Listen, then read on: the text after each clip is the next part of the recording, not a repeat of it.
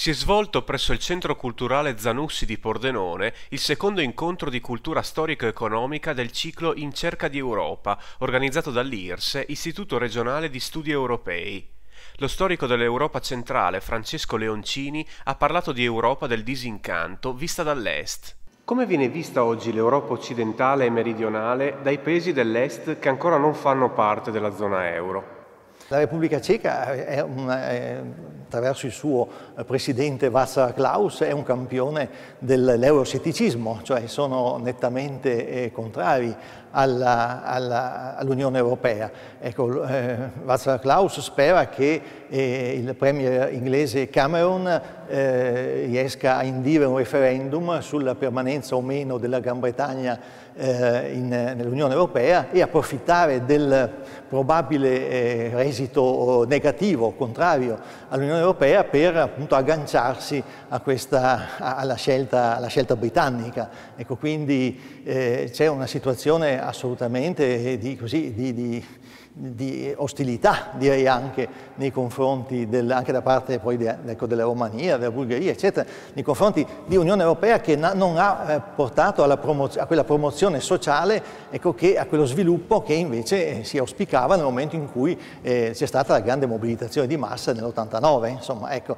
c'è un po' l'idea di essere passati da Mosca a Bruxelles. Ecco, questo un po' è stato espresso proprio questa idea dallo stesso presidente Klaus, presidente ceco. Insomma, ecco. È così anche la Slovenia. La Slovenia è una situazione molto, molto difficile.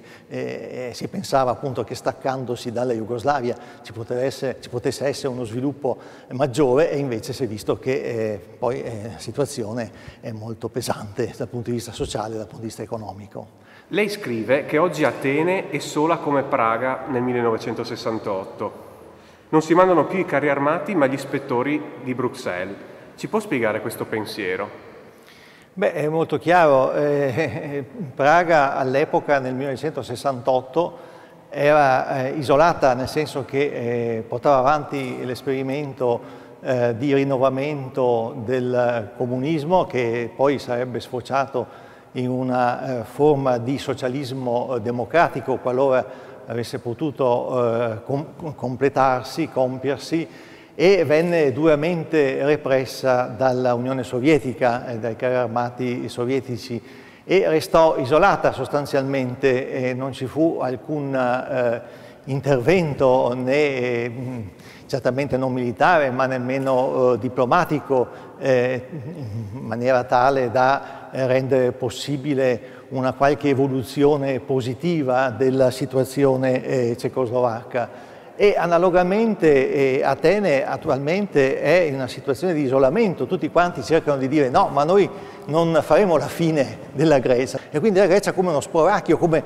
un appestato che deve essere in qualche modo isolato. E invece il problema è di una realtà sociale che andrebbe studiata, che andrebbe compresa, e effettivamente poi è la situazione che va espandendosi anche in altre aree del mondo, perché questa differenziazione, che è sempre più ampia fra ricchi e appunto popolazione sempre più povera, ampi strati della popolazione sempre più povera, è chiaro che va diffondendosi e sta diffondendosi in tutto l'orbe terracqueo, come si dice, no? Non dimentichiamo che a Atene ci sono dei quartieri in cui, per esempio, i vestiti da 3.000-4.000 euro vanno a ruba, cioè c'è una serie di persone che effettivamente sono molto ricche, ecco, proprio un quartiere sopra Atene, e invece poi la stragrande maggioranza delle persone, addirittura su 1 milione di greci, viene curata dalle organizzazioni non governative. Secondo lei oggi siamo in presenza di una sorta di 89 di questo capitalismo. Cosa la fa essere così ottimista? Mi sembra che volevi insistere sul neoliberismo, su questa idea che appunto arricchendo una classe sempre più ristretta di persone e questo possa avere una ricaduta positiva sullo sviluppo economico dell'intera società sia completamente fallita. Non soltanto, ma poi questo sistema esige una struttura quasi dittatoriale, diciamo, un controllo sociale molto forte. Non a caso la prima forma di applicazione del modello neoliberista, elaborato dai cosiddetti Chicago Boys, no?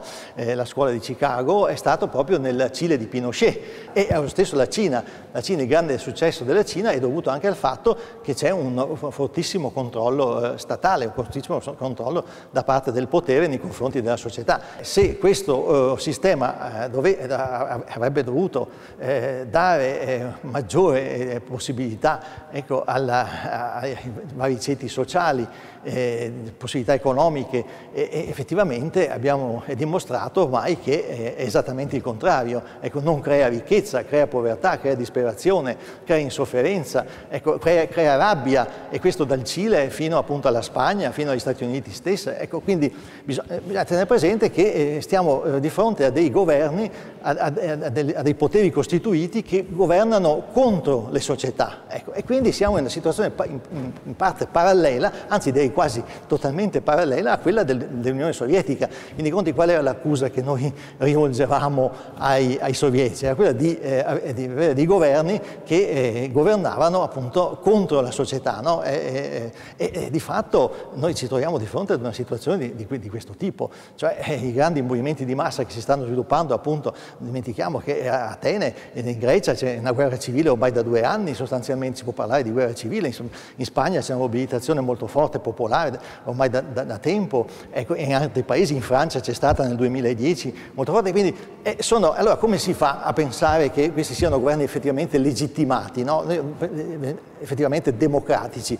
I parlamenti sono completamente bypassati e di fatto ci troviamo di fronte a una nuova forma di dittatura. Ecco. Come se ne esce? L'Italia ha 2.000 miliardi di euro di debito pubblico, quasi. Quindi può essere una delle soluzioni? Questo è il problema che bisognerebbe, per risolvere il quale bisognerebbe chiedere ai cosiddetti esperti, a quelli che ci hanno portato in questa situazione. Ovviamente è molto difficile rispondere, è molto difficile dare una ricetta, stabilire una ricetta, anche perché non riguarda soltanto l'Italia, ma riguarda più o meno tutti i paesi d'Europa, anche quelli che così definiti più ricchi, di fatto hanno dei problemi molto forti di stabilità e di situazione economica. Quindi il problema è di stabilire un accordo internazionale, casomai, che dia la possibilità di ridurre, ecco, questi debiti sovrani, ecco, senza ridurre la sovranità degli Stati stessi. Ecco, qui ci vuole certamente uno sforzo di fantasia, perché se noi andiamo con l'idea di dover assolutamente onorare questi debiti, certamente noi ci troviamo di fronte ad una prospettiva di 10-20 anni di una situazione sociale sostanzialmente insostenibile, perché è chiaro che quando c'è un 50% di giovani che sono disoccupati e una media appunto di 10-12% nel complesso della popolazione, è chiaro che non si può, è insostenibile, quindi bisogna trovare delle soluzioni come sono state trovate durante il periodo di guerra. È stato detto che questo è peggio di una guerra, è la crisi economica peggiore anche rispetto al 29, e quindi bisogna trovare delle soluzioni straordinarie. Ecco, bisogna tornare secondo me anche alla funzione sociale della proprietà privata, cioè qui bisogna anche che la proprietà privata venga riconsiderata, non è un diritto assoluto, ma è un diritto che va collegato, coniugato con quella che è la realtà sociale circostante, e quindi qua bisogna anche ritornare anche allo spirito delle costituzioni del secondo dopoguerra, no? ai vari piani che sono stati fatti anche in Inghilterra, in Francia, eccetera, e in qualche modo tali da ridurre il peso della proprietà privata sostanzialmente, ecco, in funzione proprio delle esigenze pubbliche, delle esigenze dell'intera società. E questo è l'unico sistema che può portare lentamente a una fuoriuscita dalla crisi, quindi ritornare a quelle che sono le origini sociali dei paesi europei nel secondo dopoguerra, sia in Germania che in Francia che in Gran Bretagna sono stati sviluppati dei programmi di assistenza sociale. William Burroughs era un liberale radicale inglese che appunto diceva: noi dobbiamo assolutamente eliminare alcuni mali che non sono necessari, come l'indigenza, come la disoccupazione, eccetera, e aveva stabilito un piano che poi è stato applicato dal governo laburista di Attlee in Inghilterra e che ha permesso alla Gran Bretagna di superare la crisi del secondo dopoguerra.